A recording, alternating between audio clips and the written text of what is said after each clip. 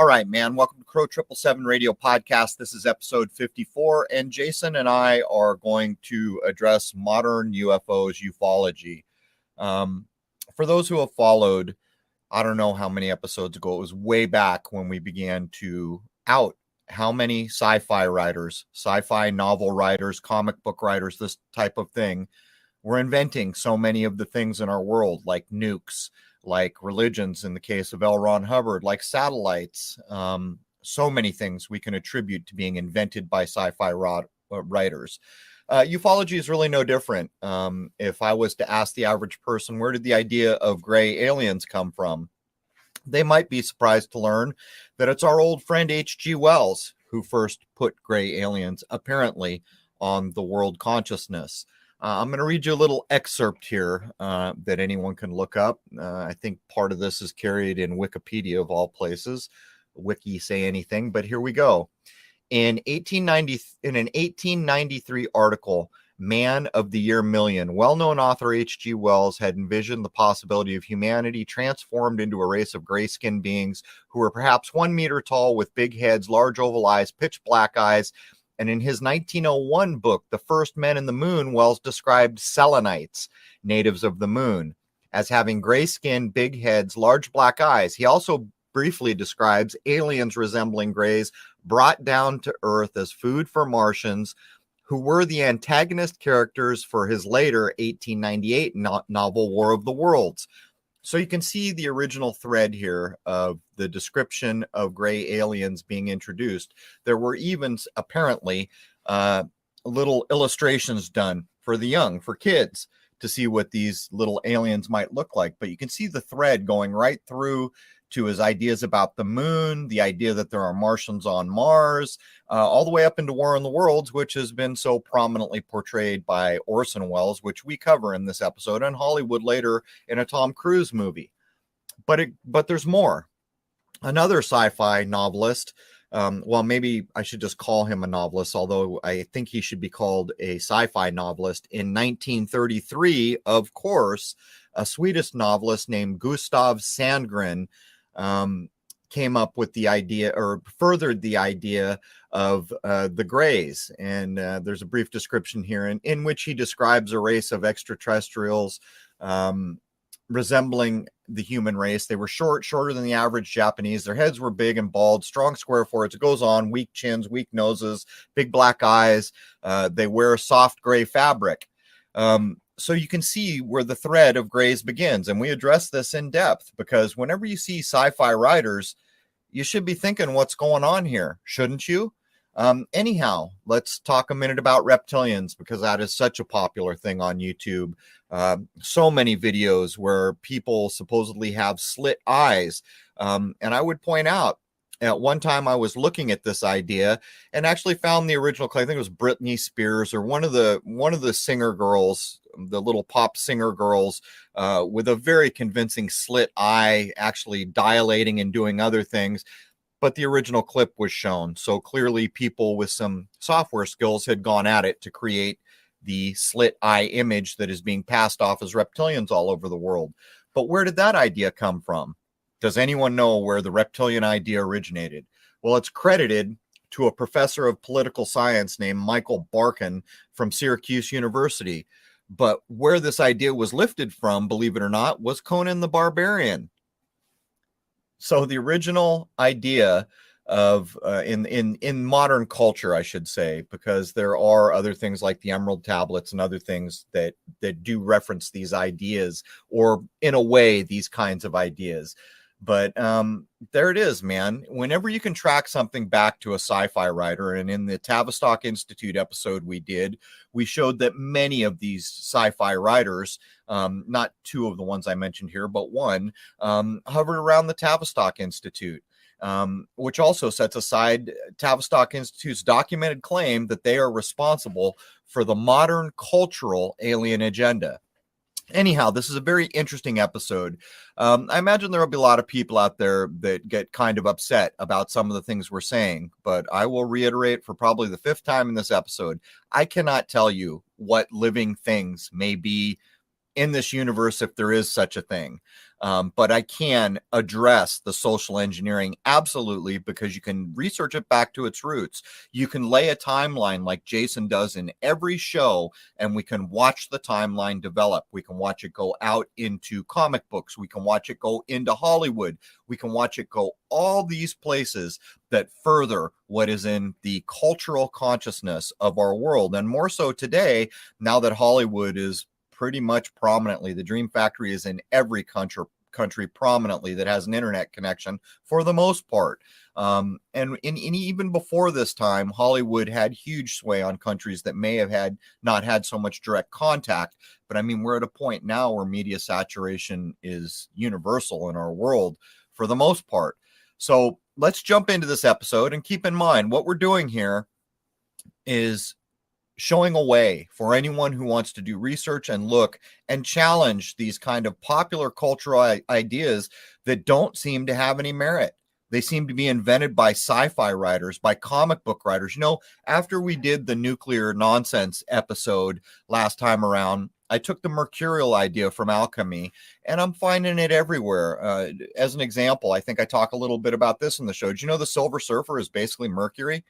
Mercury is a herald of the gods. Silver Surfer is a herald to a god called Galactus, who even has the little Mercury horns coming off the top of his thing. Silver Surfer is the color of Quicksilver, which is Mercury itself. These ideas and these constructs are literally littered throughout our culture and our way of life, to be frank about it. But anyhow, let's jump into episode 54. There it is, man. Cheers. All right, man. Welcome to Crow 777 Radio Podcast. This is episode 54. I have Jason Lindgren with me, and we're going to talk about the modern construction of UFOs. And while I cannot tell you what beings or things there may be alive in this universe, if there is such a thing, we can absolutely address the kind of ufological constructs that were manufactured in an increasingly evident way. We see so many sci-fi writers through Hollywood and other ways, and show them to be basically social engineering. And for those who right out of the gate are getting a bit irked by what I'm saying, I would like to point you back to the Tavistock episode, where there's actually documentation of the Tavistock Institute claiming responsibility for the modern alien agenda in the way we think about it. And again, it's okay if we don't see eye to eye. Everyone is perfectly entitled to have their point of view, but I am truly hoping the things that Jason and I point out here will at least get you to challenge some of what we consider to be modern constructs and ufology. Anyhow, welcome, Jason. Hello, Crow. Are you ready to board the spacecraft? Yeah, let's do it. Someone's got to. There's got to be a spacecraft someday, doesn't there? Absolutely. Yeah, we might get up there and find out there is no space in the way we think it's there, though. Maybe they figured that part out and they have gills. Yeah, really. Creature from the Black Lagoon up there. Who knows? Anyhow, we've got a good list to get through. We're going to run a typical timeline, and we're going to address some of the things that really do have a major effect on the, I guess we could say, world consciousness in terms of television. Even we're going to touch on some music ideas here too, not to mention Hollywood and the usual players. And again, I would point people to the Tavistock Institute episode on Crow 777 Radio Podcast. You know, we dug up documentation that, and it wasn't just modern ufology, what they called taking responsibility for the modern alien agenda. Things like the World Wildlife Fund, the Green Movement, Greenpeace, all these things are apparently tied to Tavistock. So don't be surprised as we get into the list. Anyhow, go ahead. It's all you, Jason. All right. So we're going to start this whole thing off by saying we're not attacking anyone who's had a UFO encounter in the sense that you've seen things in the sky, because Crow has, Randy has, I have. Like, we've seen things that we don't know what they are. That's not what we're doing here.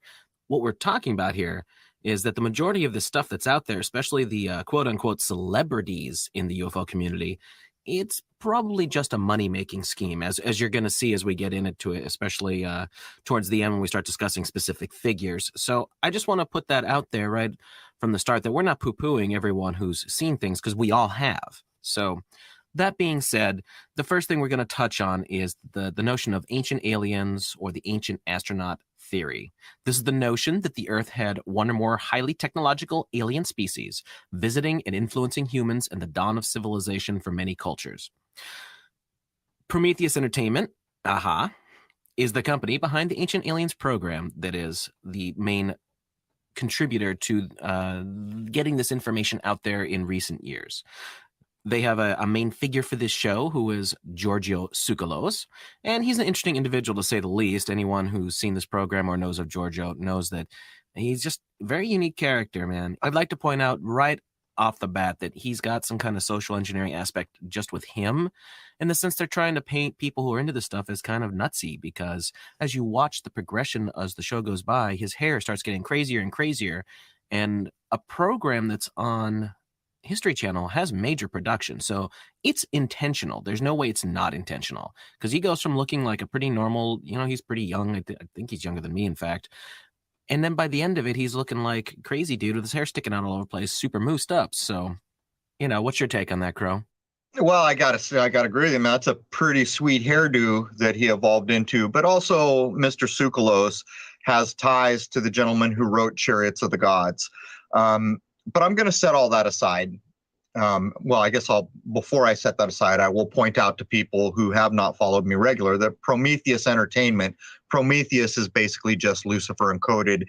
And I have had direct contact with Prometheus as they have tried to not only acquire some of my moon footage for something they were doing, but wanted to talk to me about getting me involved in some new show they were doing, which I had zero interest in because I consider myself a serious researcher. But to take on the overarching idea of the Ancient Aliens television show, first thing we need to recognize, it's reaching millions of minds out there. Okay, this is a major information gateway. The cinematography for most of the show is off the charts good. If you didn't believe one iota of UFO or ufology or any of the rest of it, you might watch that show simply to see places in the world in very incredibly well shot HD cinematography. But one of the main premises of the Ancient Aliens show is that humans can't do a damn thing, that we have to explain all these things we see around us with some higher ancient being. And it's nonsense. There is not a thing that has ever been on that show that could not be attributed to human ingenuity. And I would further point out, many of the places they go where there are ancient monuments and other things, these things are being challenged, and rightly so, in my view. Things like the pyramid, how old are they actually? Any person listening to this can go look at what's been presented about Egypt. And here's an example. You will see things like an obelisk that looks like it's been carved with a laser. It is perfectly inset hieroglyphics. It looks like a computer-driven program did the carving on this obelisk. Then from the same period, we can see other hieroglyphics that look like some dude with a dull tool and palsy kind of scratched out some semblance of hieroglyphics in the same period. But even to go further, let's say that I built a stone house in the modern era, that I just built a house and it was made out of stone. Let's say that I went out in the world today to get the best pigment I could get my hands on, and I painted hieroglyphics or pictures or something inside this stone house. What do you suppose those pigments would look like in 100 years? Even if they were, say, built in the desert where there's not a lot of humidity or salt or other things. We're told on so many occasions that these paintings that we're looking at that are vivid blues and vivid reds, they're thousands of years old. And for my part, I can't accept it. So as we see people challenging these ancient monuments, and then we correlate back to what Ancient Aliens is telling us, I think that there's a lot to challenge there. And I think the basic premise of the show is nonsense to begin with. Yeah, I'm totally with you there. I mean, the guy has George Tsoukalos. He's become a total meme, like it's a big old joke. So tell me that's not social engineering when you see him used over and over and over again in a joking fashion, Well, that's modern day television marketing, isn't it? You need to have your main character. So many shows rely on a character setup. There's often a pretty girl to help drive that part of the demographic. And Giorgio is simply using marketing and techniques that have been used forever on television to get a fan base. And it was successful. As you said, that sweet, sweet hairdo is now a meme. It's even a bumper sticker that I've seen around. And he has ties and other stuff too. He was a television personality before any of the Ancient Alien stuff. So, he knows what he's doing. He's in the entertainment business. Him and his producers, you know. Well, here's another thing that I noticed. I had seen, I think it was at my brother-in-law's house. I don't remember. I saw one of the, there's some membership you can get into if you're an Ancient Aliens fan, and there's some publication that they have. I don't even remember what it's called. But it was sitting on a table when I was visiting one day, and I looked at it, and they were asking people to write articles to submit for this publication that I think Giorgio Tsoukalos is the editor on. But one thing I noticed was they would not allow you to include any modern ufology or modern sightings. And I thought that's a curious thing. If you're making the claim that ancient astronauts basically did everything here, what would lead you to believe that they are not still here now in some way, shape, or form, or that if people cited something, it couldn't relate to the very thing you're claiming about ancient aliens? So the whole thing seemed, it's very contrived, well put together, well shot, well marketed. But again, human beings can do some amazing things. And I have never seen anything presented on that show that could not be attributed to human ingenuity. But that really sets aside the fact that half the things they're looking at are supposed to be stone monuments that go back many thousands of years. And I don't think it's going to be too much longer before it is shown outright that many of these things are not nearly the age that, I mean, maybe even as close to us as the Middle Ages. And I'm not even kidding about that. So go ahead, Jason. Right. So take a look at that material, make of it as you will. We're going to move on to another figure who deals with the ancient past, and that's Zechariah Sitchin. Now, it's pretty well known that Zechariah Sitchin he's deceased now, was a high-ranking Freemason. Numerous people with very good credentials in translating ancient languages like the Sumerian that he dealt with point out in a whole bunch of places where Sitchin got it wrong. There's actually a website called www.sitchiniswrong.com, if I remember correctly. And it would appear that a lot of the key points in the stories that he puts out that are supposed to be translations are just plain wrong. And this is where the whole Nibiru Planet X things come from. And I know, Crow, you've dealt with this before. And man, every time you look on YouTube, there's some other ding-dong out there touting about, look, Planet X has been spotted. Nibiru's coming to get us, blah, blah, blah. No, it's not. It's not real. No, Planet X is so much nonsense. And anyone who actually wanted to dig into the roots of how long this has been around, where it came from, and all these other things would begin to get the picture. And you know, in saying this, I am setting aside the statements and the research I have done that have led me to believe that not only is space misdescribed, it's possible that it's actually closer to some kind of liquid.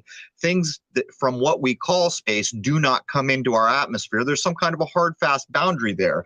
If any of those things are correct, it would really begin to show the idea of orbital model planets and planet Nibiru as being completely nonsensical, made up of whole cloth. But to get back to Sitchin, in my younger years, I can't tell you how many Sitchin books I read, 10, maybe 12. I mean, I read some Sitchin books. But I have to credit Mr. Sitchin with actually snapping me out of the alien kind of nonsense that I can now see so clearly. And again, I cannot tell you if there are other beings in a universe, if we have a universe. I can't tell you these things, but I can recognize social programming and constructs. And Mr. Sitchin helped me do this. As I began to get older and I went back to those books and I looked at them, I began to challenge them and break them down. So we're being told that there's this ancient clay tablets that have a language called cuneiform on them. Basically, cuneiform looks like someone took a triangular pointed wedge, a reed or something, and pressed it into mud. And the first thing I began to think about is, well, if we had Egyptian hieroglyphics, and they're actually pictograms, they're actually pictures of things in most hieroglyphics from supposed Egypt, and we had to wait until we got a Rosetta Stone to have the very same tale told in 3 or 4 languages, I think it's 3 actually, to understand what those pictograms meant, how in the heck did anyone ever crack cuneiform? So as I began to look into this and hear the stories of how it was done and all the history that we're given, I became very suspect of cuneiform itself. But then we were told by Sitchin himself, there are a handful of people in this world that can even deal with translating supposed cuneiform. And it's not a handful of people. It's more than that. It's just not very many. So then I began to look at the idea, is it even possible that this man translated this amazing tale from cuneiform, and that we don't have people lining up at every university to learn how to translate cuneiform so they can get in on this amazing tale that's been told about how people came to be and all these other, unknown histories of our world, and none of it holds water. But as you get into Sitchin, you begin to find things like he was a Mason. And when you start to learn everything I've been talking about and you find out he's a Mason, you really have to begin to question the foundations of it all. For my money, Zechariah Sitchin is case and verse in putting out a story that puts out that fish hook of mystery that hooks the human mind. And the people that want to or need to believe in something will immediately gravitate to that and never challenge it. On the other hand, if you take the time to challenge it, I think most people will find exactly what I'm trying to point out here. But I don't know, Jason, I won't ramble on Sitchin too much longer here. Go ahead. Well, I have no doubt also that because he did books and lectures and radio shows and all that good stuff, he probably made a good bit of money off of it too. And just like we'll see with some of these other folks later on in the show. Well, there's another point that I forgot to mention there. As I was digging in, if I'm not mistaken, Sitchin never took the time to identify the tablets that he supposedly translated. There are other people out there, and I have seen the site you mentioned, sitchiniswrong.com, I think it's called. I hope we have that right. That point out similar things. If there's these magical tablets with these incredible tales, which ones are they? And that sets aside the whole problem with translating cuneiform, which I find suspicious in the first place. And then we have things like the Iraq War, where, we're told that these antiquities are going to be guarded. What happens? Everything is robbed out of the museum. So seemingly things like what we were talking about here are some of the things that come up missing. It's almost like they're trying to cover a nonsense story gone wrong or something, in my view. Yeah, who knows? It's definitely very suspect. Yeah, same thing happens over and over. It happened in Egypt. I'm told now that in Egypt, that main pink-looking museum that has so many of the supposed ancient Egyptian artifacts, that you're not even allowed to take pictures in there anymore. It really seems like they have a lot to confess to, and they're doing everything they can, like having, Arab Springs. And again, that museum gets robbed. It happens all the time. And it seems to me it is basically evidence for lies being hidden away or covered. And what museum in this world can you not take pictures in? I mean, it's nonsensical. Anyhow, go ahead, bud. Right. So, folks, make of that what you will. I know a lot of folks are really into the Sitchin stuff, but looks like Crow and I both agree we're not buying. We're not drinking from that well. So up next, we have the War of the Worlds radio drama. This is an episode of the American radio drama anthology series, The Mercury Theater on the Air. Dun, dun, dun. There it is, man. the alchemical trinity being brought to bear on the world psyche. Sorry, go ahead, Jason. It was performed as a Halloween episode of the series on October 30th, 1938, and aired over, are you waiting for it? It aired over the Columbia Broadcasting System Radio Network. You know this better as CBS. And we do CBS. Go ahead, man. Directed and narrated by actor and future filmmaker Orson Welles, the episode is an adaptation of H.G. Wells' novel, The War of the Worlds from 1898. The first two-thirds of the 60-minute broadcast were presented as a series of simulated news bulletins, which suggested to many listeners that an actual alien invasion by Martians was currently in progress. Compounding the issue was the fact that the Mercury Theater on the Air was a sustaining show, which means it ran without commercial breaks, and that added to the program's realism. Although there were sensationalist accounts in the press about a supposed panic in response to the broadcast, the precise extent of listener response has been debated.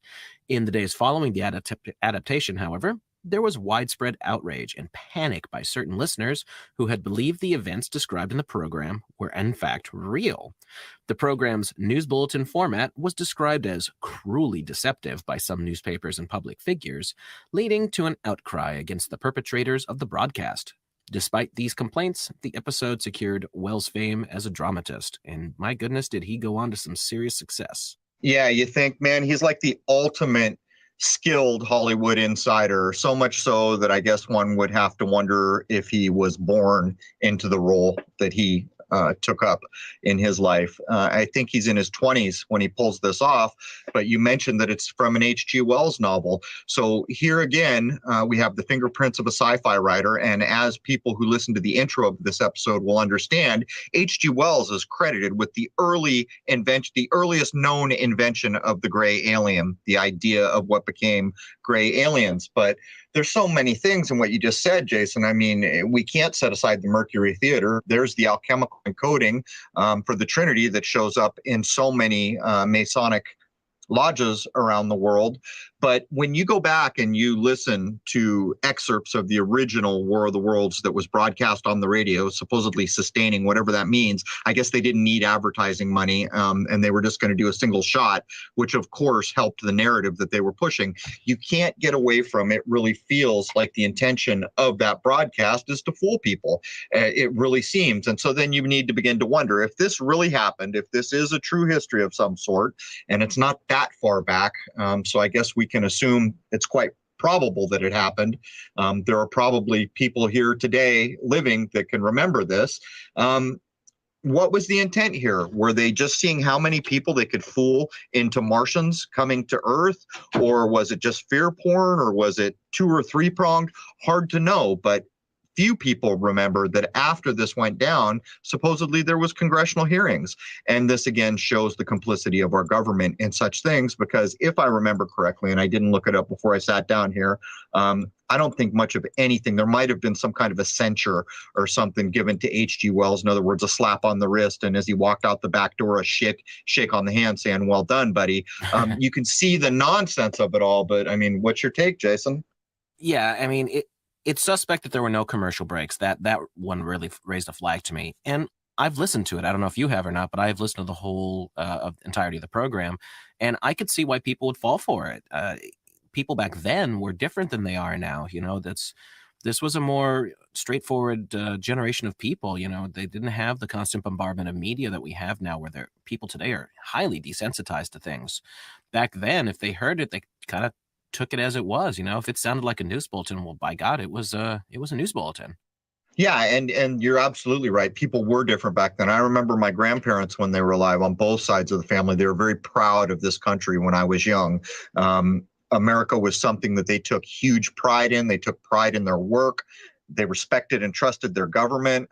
You know, we've come a long ways down the road since those days, but we've also got to understand back in the day when they did something like this, there was no way to review it in the way that we have now. So you basically were shown or allowed to witness what you were allowed to witness. And that was all you got, man. So it's very easy to see how people in that age would have bought into this. I'm always impressed that they were able to pull these things off live too. And they really didn't make that many mistakes. It was a craft that they performed, and they performed it really well, you know? Yeah, they even had the Foley people in there, doing the sound effects. I mean, there were some movies made about the supposed radio broadcast later where, the aliens coming out of the ship and they're unscrewing these big mason jars, hint, hint, hint, to make the sound effect of, the spaceship opening. So it was an art form. There's no doubt. They were running live radio and they had the sound effects right there being recorded live. But for my money, this is a real fingerprint of one of the foundational events we can point to that starts to really further the idea that space is what we've been told it is, planets are what we've been told they are, and by the way, quite possibly there's Martians on Mars and they could come eat us if they want. These kind of fear porn, foundational ufological ideas. Absolutely. And if you have the attention span for it, go listen to it. It is very interesting. Of course, extremely dated. I mean, you can hear just how different sociologically things were back then. I actually kind of enjoy some of the Orson Welles. What was the character he played? I'm blanking on it. Was it The Shadow? The Shadow, that was it. Yeah, The Shadow. Yeah. Yeah, a couple of years ago, I'd listened to a whole bunch of them, and several people played The Shadow, but Orson Welles, everyone agrees, is absolutely the best. And just interesting to see how different things were back then. But anyway. Well, let's cap it off real quick, Jason. People need to keep in mind, this is the man who created Citizen Kane. Kane being the operative word for those with at least half an eye open, inserted so often into the encoded nonsense that we see, even affecting our biblical tales. But Citizen Kane is often voted the best movie of all time, and in my view, I've watched it. It really is a good movie, but it's almost like a poke in the eye to the sleeping masses, because right out of the gate, they're showing again a young Orson Welles in his 20s playing a role of someone who inherits a newspaper. And what do they show the early newspapers early in the 20th century doing? Well, the same fear porn nonsense and false flag type events that we complain so much about now. In that construct, they're creating wars that don't exist. And when the countries call up this tiny little paper saying, "What the hell are you doing? There's no war here," Orson Welles, as chief and editor of the paper, says, "What the hell are you talking about? The paper printed that there's a war. I assure you there's a war on," and he's poking you in the eye basically at a very early time in this country, showing you what media is about. But anyhow, let's go ahead and get past that. Up next, we're going to touch on the Battle of Los Angeles, which was also known as the Great Los Angeles Air Raid. It's the name given by contemporary sources to the rumored enemy attack and subsequent anti-aircraft artillery barrage, which took place from late February 24th to early February 25th in 1942 over Los Angeles, California. The incident occurred less than 3 months after the United States entered World War II as a result of the Pearl Harbor attack, and one day after the bombardment of a place called Elwood on February 23rd. Initially, the target of the aerial barrage was thought to be an attacking force from Japan. Of course, that's what they would think. But speaking at a press conference shortly afterwards, Secretary of the Navy Frank Knox called the incident a false alarm. Newspapers of the time published a number of reports and speculations of a cover-up. But, of course, many pro-UFO folks cite this incident as proof that something was going on, because it wasn't the Japanese, was it? It must be UFOs. Well, I mean, maybe we should name this right now to the prattle of Los Angeles. This little episode, which has been on Ancient Aliens, I believe, pretty sure, not 100%, pretty sure. What you're looking at is the complicit nature of the United States military, not the United States of America military, the United States, the corporate military of this country, and the press, the supposed free press. As a matter of fact, to put a fine nail in it, that lady who left Jon Stewart and has Full Frontal as her show now is now saying all this stuff about, the free press while we still have one. Hint, hint, hint. Big joke. We haven't had a free press for my lifetime anyhow. My point here is this. The power and the longevity of whatever the hell occurred on this night basically came down to a couple grainy black and white photos that a 6-year-old could have mocked up in a dark room. Basically, it shows spotlights focused on this kind of saucery-shaped, overexposed, burnt-out portion of the center of the film, which newspapers and other places ran.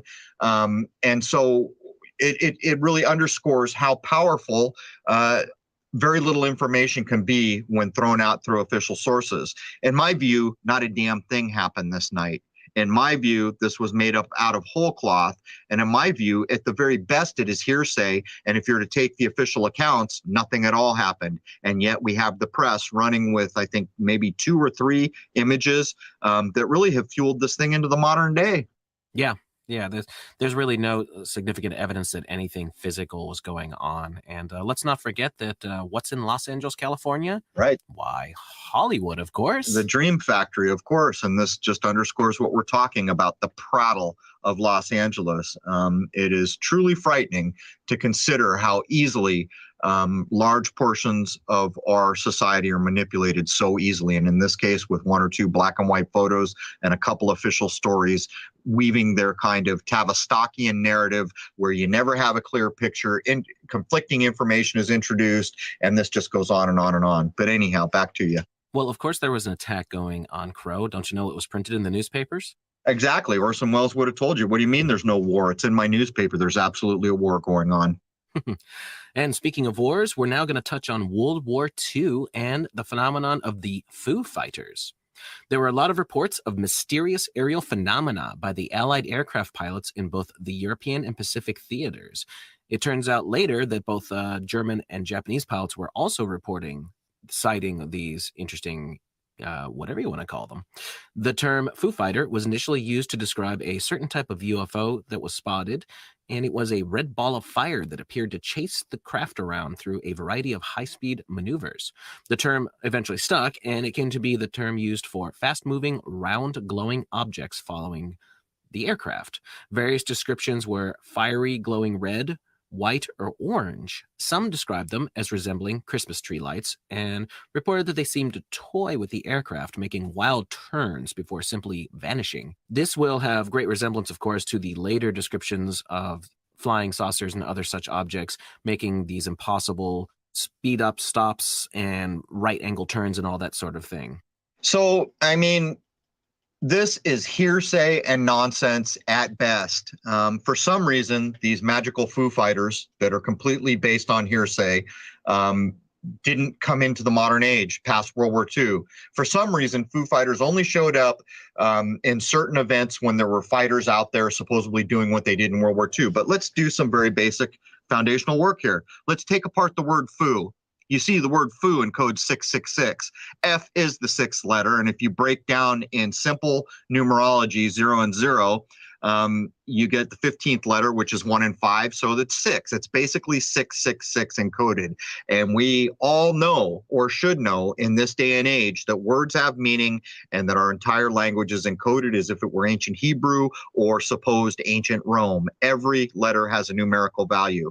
It's just the world we live in, whether you think there's any value there or not. But as I began to look at the Foo Fighters, I couldn't get away from the constant nagging little ping in my head saying, what about the modern band, the Foo Fighters?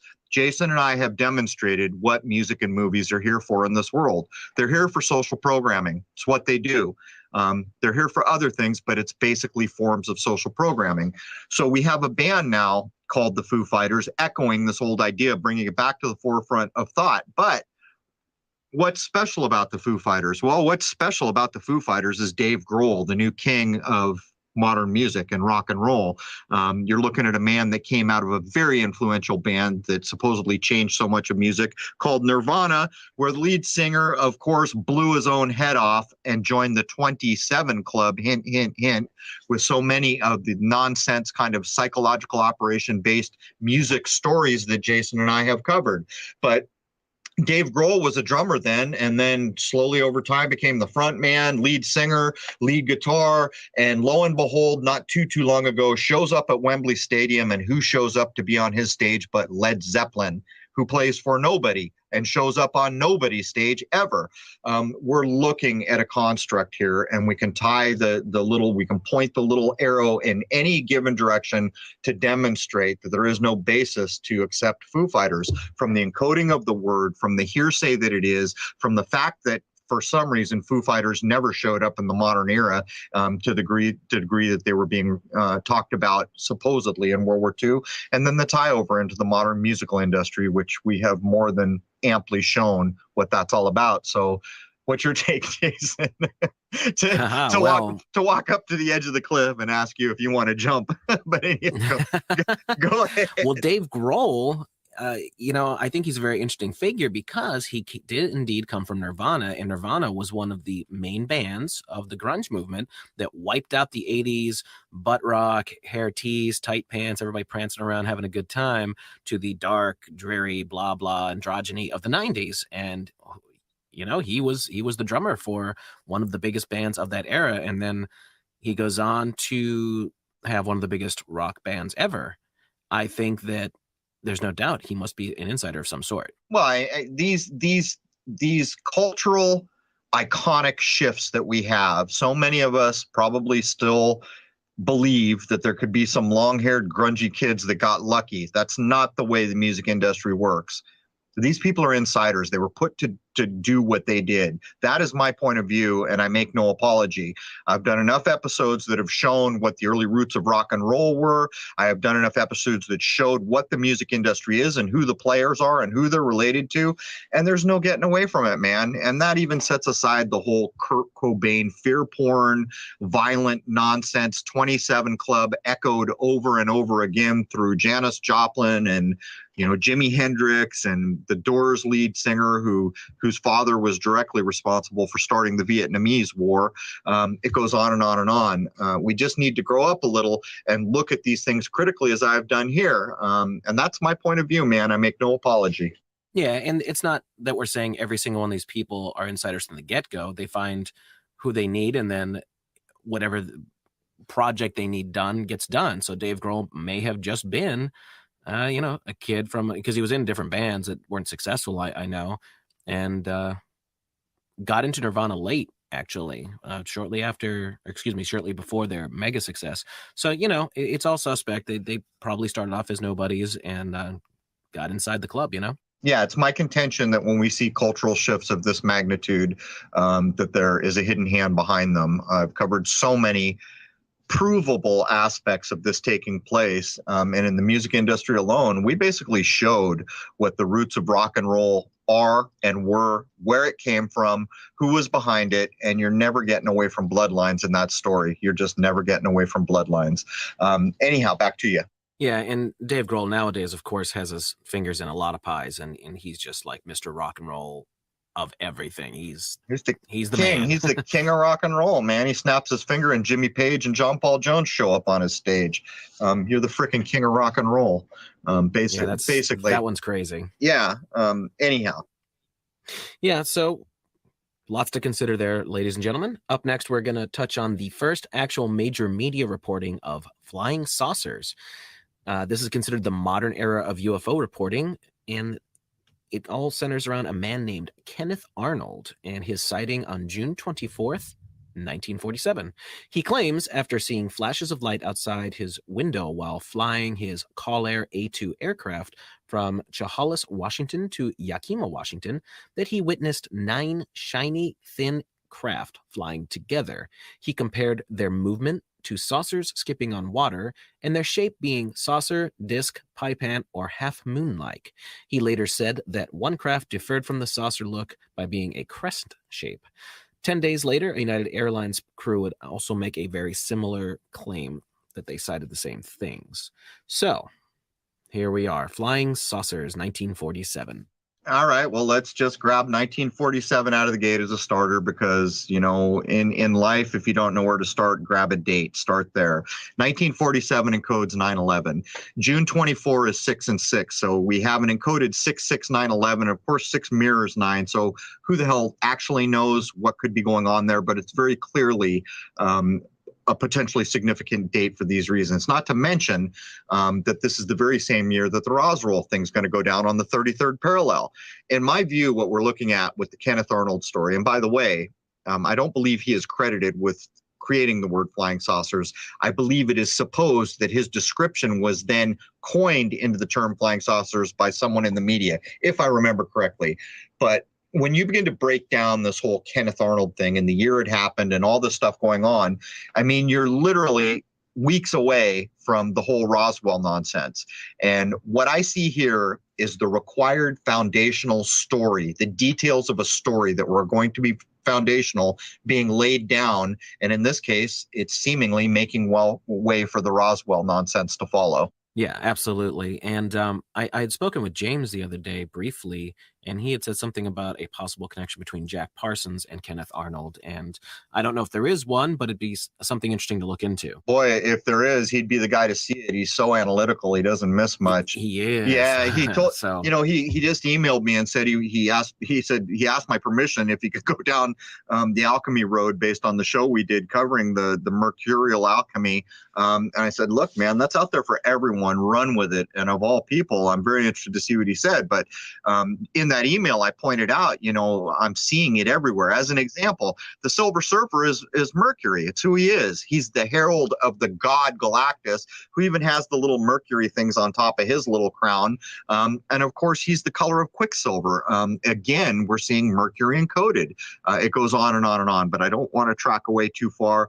We were showing the foundational nonsense, in my view, that was required in June of 47, which can encode 9/11, that was required to get the details of the story laid down foundationally to start to weave the Roswell tale. Absolutely, because that's what's up next. The one that everyone has heard of, Roswell. The Roswell incident effectively began after the 4th of July holiday weekend in 1947, when a rancher named William Mac Brazel reported to the local sheriff, George Wilcox, that he might have recovered the remains of, quote-unquote, one of them flying saucers. Wilcox, according to various accounts, then contacted military authorities at nearby Roswell Army Airfield, where Major Jesse Marcel was assigned to investigate. Marcel and 2 counterintelligence corps agents, Sheridan Cavett and Lewis Rickett, drove out to the ranch where Brazel worked to examine and collect the wreckage. On July 8, 1947, the Public Information Office at Roswell AAF made the startling announcement that they had recovered the remains of a flying disc. However, by the next day, the excitement was over.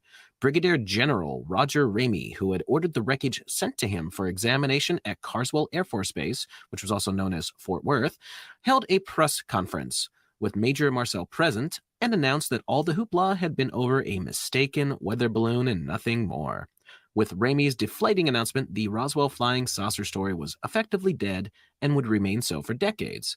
Then in 1978, UFO researcher Stanton Friedman happened to meet Marcel. Because Marcel dredged up his recovered saucer story, and Friedman thought he had at last found a star witness who could blow open the U.S. government's alleged cover-up of crashed saucers and pickled aliens, the Roswell myth began anew, with Friedman as its most outspoken figurehead to this day. Man, we just, if there was an Academy Award for nonsense, I think we should probably award it to Stanton Friedman if it's true that he single-handedly resurrected this nonsense, this nonsensical, never to be resolved mystery from back in 47 that was revised in 78. It goes on and on and on. As you were sitting there talking, I quickly took Brazel's name to look for the meaning of it. It's related to strife. Which is apropos to say the least. But where do the problems end with the story, besides the fact that there's a million books, a new one written every year on it, and nothing is ever resolved, nothing is ever added to the storyline, and at the very foundational basis of this, we're being asked to believe that human beings cannot tell the difference between a weather balloon and a crashed supposed flying saucer. And that sets aside that Mac Brazel comes along and says, must be one of them flying saucers, a word that was coined scant weeks before this supposed incident happened. This has nonsense written all over it, and you don't even really got to dig into the details to understand that this is social engineering of the highest order. And of course, it occurred on the 33rd parallel of this country, which should tell everybody something. You can see how the buildup was going too. It's like we have things going on in the earlier 20th century, getting the ideas and notions of the spacecraft and the aliens coming here and all that. You get the Kenneth Arnold thing saying he's seen flying saucers, and then a very short time later, all of a sudden, one crashes. And then there's a massive government cover-up going on. So, you can see all this and how it was set up even for later usage. Yeah, well, it's crazy to even think about logically, because here's a story that never gets resolved. Nothing new is ever added. They're even making shows now where they're going to test how the stupid weather balloon crashed, further insinuating into your mind that a human being can't tell the difference between a weather balloon and other things, even making up stories about dummies hanging from them and all this other nonsense. But look at it this way. In the modern era, we're still having shows that constantly harp on Roswell as foundational. The story of how we got the word flying saucers, the Bentwaters nonsense about the nuclear base there where the UFOs were coming to invade, all this nonsense. They keep going back to these same stories that never resolve. If you were truly wanting to show the people something new and amazing, would you not go to YouTube and seek out people like, well, me, to be honest, who have shot some pretty spectacular things that aren't easily explained? And to put a fine point on it, Prometheus, the production company we talked about earlier, Lucifer Encoded, contacted me wanting some of my moon footage. And I thought, oh, well, they're probably going to want some of the UFOs, legitimate UFOs. In other words, objects I shot that I cannot identify. That's not what they were after. They were after a piece of footage that I shot in full spectrum that shows flashes coming off the moon. And I thought that was pretty interesting. My point here is this: why do they keep going back to these tired old stories that never add anything to the narrative, that never resolve, when we have a whole world of video out there that is many times as interesting, many times as mysterious? You see where I'm going here? It's just this whole Roswell thing and the people who got associated with it, they should be ashamed, man. That's all I can say about it. Yeah, and of course, this starts the whole flying saucer craze that now starts going on through Hollywood, because we have all these ridiculous amounts of movies being made involving aliens and flying saucer spaceships. And most of them are B flicks, but you do get some really, really good ones. And that's the next point I want to make, is The Day the Earth Stood Still. Well, before you jump into The Day the Earth Stood Still, I want to mention one more thing about Roswell. My wife and I, coming back from the East Coast at one point, took a diversion to go through Clovis and then through Roswell. It is a really bizarre little town because it is completely foundationally built on this supposed Roswell episode where little gray aliens crashed somewhere near there. It's actually not that near to Roswell, by the way, but we went into the UFO museum, and it is just such a kitschy kind of strange vibe to the whole thing. And I just wanted to add that in there. The whole thing has no ring of truth or solid foundation that you can rely on in any way. But anyhow, sorry to interrupt you there. You're going into The Day the Earth Stood Still and the furthering of the Hollywood dream factory. Oh yeah, you can see how they're just building up this imagery in the Western mind. So, The Day the Earth Stood Still is one of the biggest and most well done of the 1950s flying saucer movies. Also complete with an alien who looks perfectly human and with a giant robot named Gort. It tells the story of how a peaceful alien comes to Earth to offer peace with the rest of the intelligent species out there. Klaatu is his name, and he emerges from the saucer at the end of the film after all the drama, and he addresses the assembled scientists and government politicians and all that, informing them that he represents an interplanetary organization that created a police force of invincible robots like Gort to patrol the planets in spaceships like this one and preserve the peace by automatically annihilating any aggressors. In matters of aggression, we have given them absolute power over us. This power cannot be revoked. Klaatu concludes with, "It is no concern of ours how you run your own planet, but if you threaten to extend your violence, this Earth of yours will be reduced to a burned-out cinder. Your choice is simple. Join us and live in peace, or pursue your present course and face obliteration." Klaatu and Gort re-enter the spaceship and depart. So it's almost like, the fear porn being put between a rock and a hard place. If you really break down, what's going on here with the choices humanity has given. First of all, our last episode, we break down the hoax that is nuclear weapons. So if you consider any average person that wanted to be peaceful, in mass, how much power does the average person have to be peaceful when we have these governments and other entities that constantly push these faked events and fear porn? So it's almost kind of, you're put in a possible situation here. And it's almost certainly written into the mental aspects of what's intended to be done here. But we're looking at the 50s here. They have put some money behind an actual production value, sci-fi, alien-esque thing that's not just meant for kids on the weekend, and adults are meant to see it. And what's the name of the other movie we always talk about? I can never remember, Jason. Forbidden Planet. So in Forbidden Planet, I think that is the first big budget sci-fi. I think Disney may have to do with that. I don't remember for sure, but it's a big budget that is going to insert now the idea in a pretty fantastic movie, actually, what a flying saucer is, what it looks like in space, what it looks like when it comes up on another planet, what it looks like when it lands on that planet. And see, we have another aspect of that same idea being done in the early 50s with The Day the Earth Stood Still. So you can see the Dream Factory stepping in to stand on the foundational nonsense that is Roswell, the foundational nonsense that is the flying saucers pilot, whatever his name is, Arnold, and further it down the road. But not only can you see this, if you logically break it down, it occurs over and over and over again. It's almost like the Apollo landing on the moon lie. It is a lie that must be maintained till the end of time, one would imagine. It's no different what we're looking at here, in my view. So there you go. Yeah, it's interesting. The notion of this kind of alien craft is the predominance throughout all the 1950s. You don't see things really changing until you get into the 60s, and then you start getting a little bit more realism. But what's interesting is you have all the crazy, like the 1950s movies were extremely campy, right? Most of them. Actually, Forbidden Planet, Fantastic Planet, or whatever it was, they kind of did an early almost Star Trek theme where they're on a mission of exploration and they find a planet where there's professor doing archaeology of ancient aliens, in fact, if that's actually the storyline. Yeah. And you go out of kind of the crazy campiness of the 50s flying saucer stuff, and you get into the 60s where Lost in Space kind of was still campy, but a little more modern because we're getting into the NASA age now. And then you have Star Trek, which is kind of setting the standard for this is what space is like and how space travel will be. I always thought it was ironic that the Enterprise is still a saucer with just extra parts. I definitely took notice of that.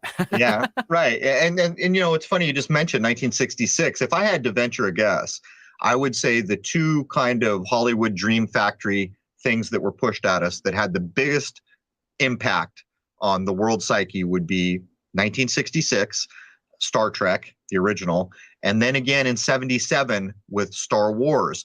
But what I noticed as you were going through it, I was breaking down end dates. I often leave the century marker off a date because I notice they encode probably just the end. It's a bit like saying, what day is it? And you don't say the year, you just say the date because it's implied. But so many of them were breaking down to 6. As we got into Roswell, I showed you the 6s. Here we have 66 for Star Wars.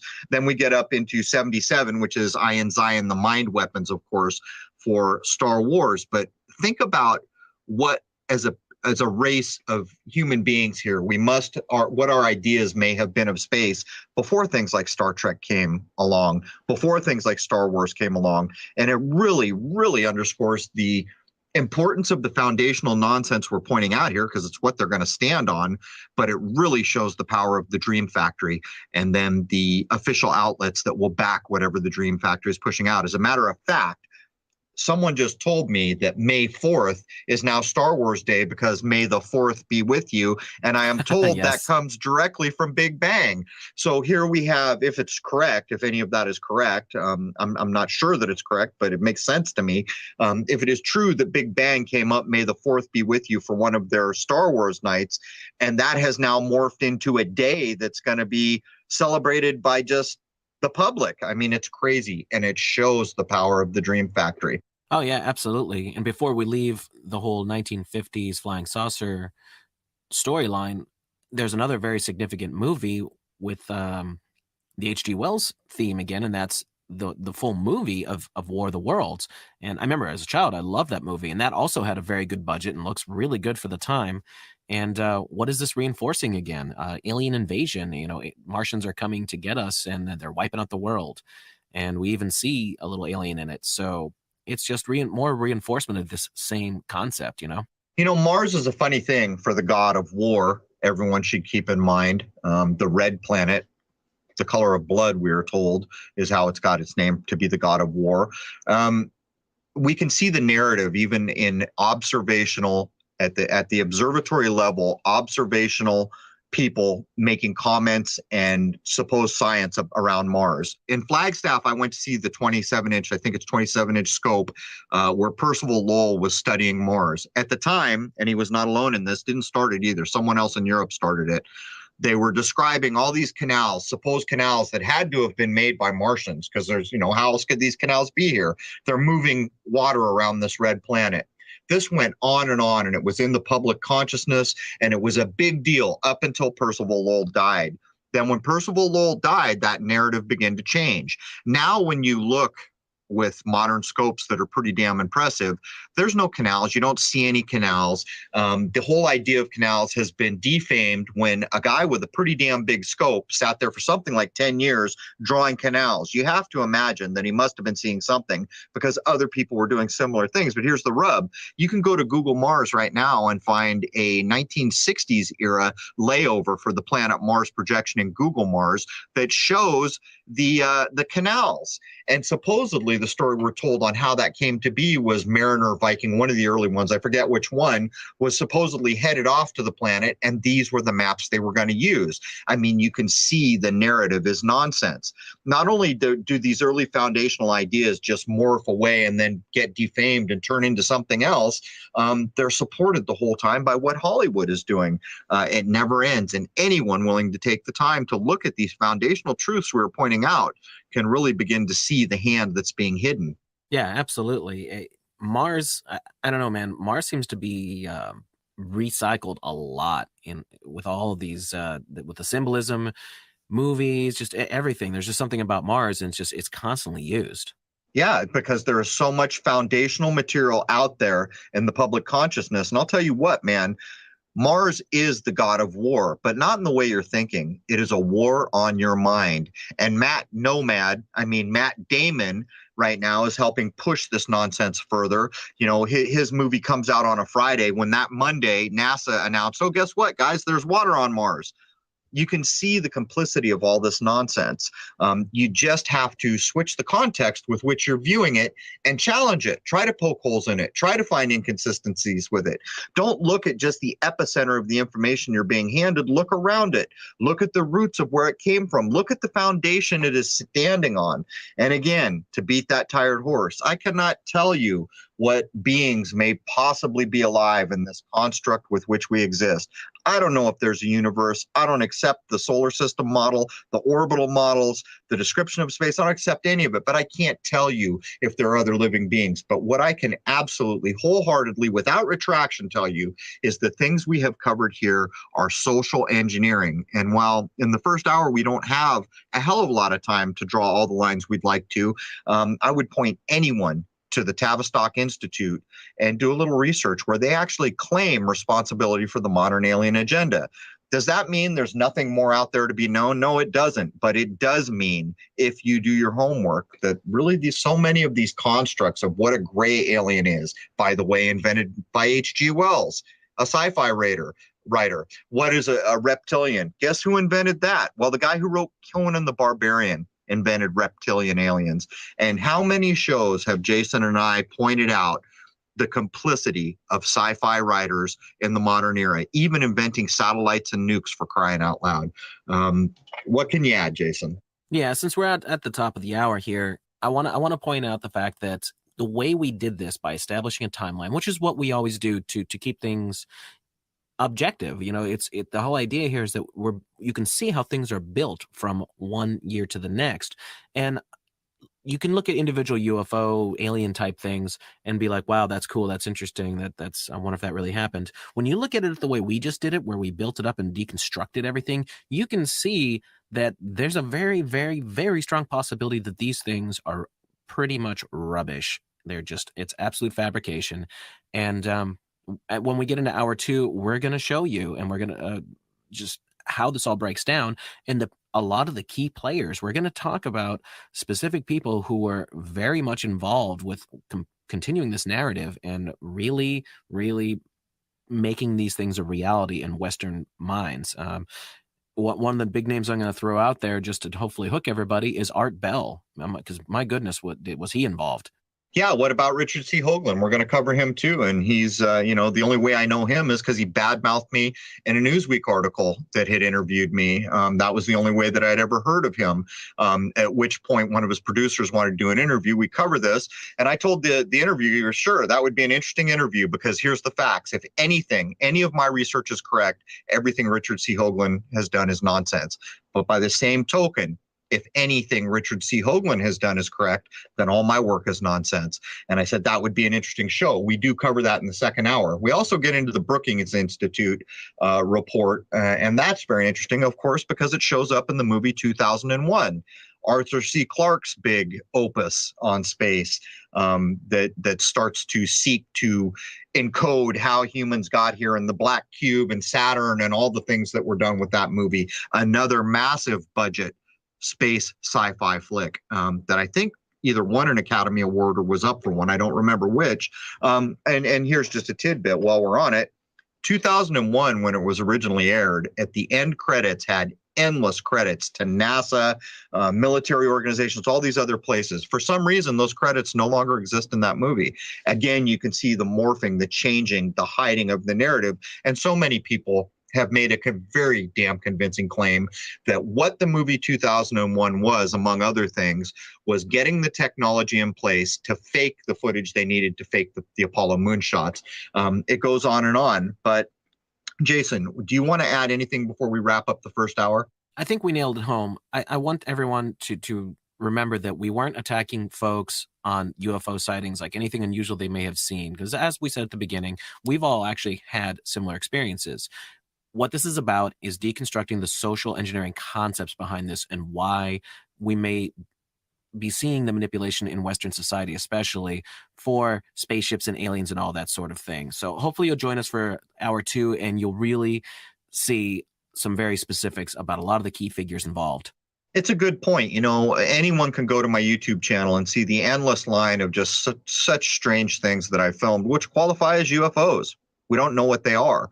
But had I shot those things and immediately said, you know what, there's a gray alien in that, I really would have been missing the boat, because my mind would have shut off and I wouldn't have done the research that I followed on with to begin to show that these things were so much more close to my point of view than was being assumed. It was assumed they were in what is called outer space.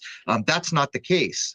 And while there are some that we could argue about a little bit, the vast majority were broken down by an optical expert, where we took the value of a pixel at so many hundreds of miles and began to demonstrate how big these things would be. And before I shut down the first hour, I will also point out there's a new show, I don't know what channel it's on, that has the whole alien construct in it once again, but it's very telling. It's a comedy. Some of the players came from The Daily Show, I believe. And what are the 3 alien types that they're now using in this show? Well, of course, the Nordics, the Greys, and the Reptilians. Well, why? Well, I'll tell you why, because that's what's been inserted into the public consciousness, and every writer for that show is aware of what's being talked about on YouTube. That's why. But anyhow, in the second hours, we're going to cover the Brookings Report, the whole Betty Barney Hill thing, Close Encounters of the Third Kind. We're going to get into Stanton Friedman in a lot more detail. Of course, Dr. Richard Greer, Richard C. Hoagland, Billy Meyer, What a Fraud, Bob Lazar, same, Bill Cooper, Whitley Strieber, Art Bell, The Art of the Baal, 33rd Degree Mason there, Bud Hopkins, the UFO Cover-Up Lies, and of course, how could we forget the Alien Autopsy film, which fooled so many people in the 90s, yet in the modern age, I would imagine 90-some% of people who see that just laugh. But there it is, man. I'm going to bring this to a close, Jason. Any last word before I do so? Man, wait till you guys see The Fraud. That's all I'm going to say. Hopefully we'll see you there. Yeah, man. The second hour is going to be posted on crow777radio.com on the new website. It's posted there for members. Hope to see you over there. And there it is, man. Crow 777 Radio Podcast, episode 54, the first hour, covering UFOs, aliens, and things like that. So there it is, man. Cheers.